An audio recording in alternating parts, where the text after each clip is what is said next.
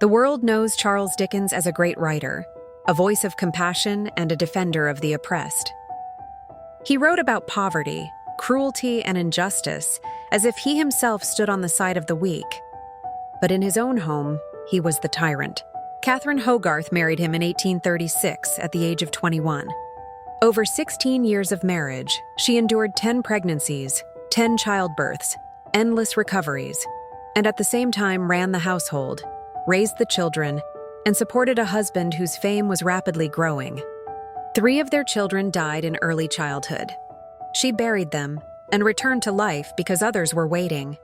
When her body grew exhausted, when years and pain left their mark, when grief shattered her inner balance, Dickens turned away. He began calling her incapable, hinting to friends at her mental instability, placing on her the blame for all his irritations and dissatisfaction.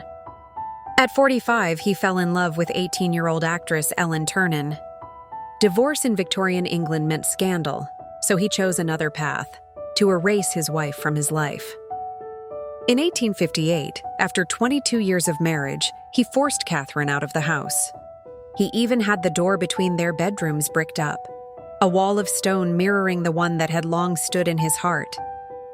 And even that was not enough. He published an open letter portraying himself as the victim of an unhappy marriage and Catherine as the source of all his suffering. The public believed him. Who would dare doubt the conscience of humanity? Catherine lost her home, her status, and most painfully, almost all of her children who sided with their famous father.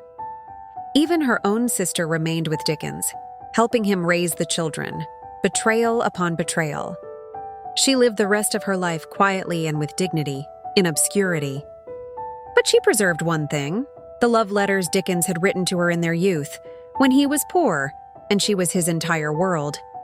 Before her death, Catherine asked that these letters be made public to prove that he had truly loved her once. Her wish was fulfilled only 56 years after her death.